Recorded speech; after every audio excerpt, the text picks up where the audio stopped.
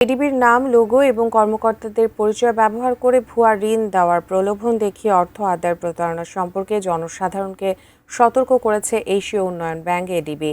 সংস্থাটির ঢাকা অফিস থেকে পাঠানো এক বিজ্ঞপ্তিতে এই সতর্কবার্তা দেওয়া হয়। বিজ্ঞপ্তিতে এডিবি জানায়, প্রতিষ্ঠানটি কখনোই কোনো ব্যক্তিকে সরাসরি ঋণ, অনুদান, তহবিল বা অন্য কোনো ধরনের আর্থিক সহায়তা প্রদান করে না।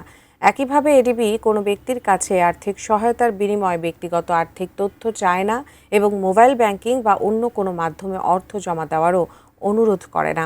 প্রতারকরা এডিবি ও এর কর্মকর্তাদের পরিচয় ব্যবহার করে সাধারণ মানুষকে বিভ্রান্ত করে অর্থ আদায়ের চেষ্টা করছে। তাই এ ব্যাপারে সবাইকে সতর্ক থাকার পরামর্শ সংস্থাটির।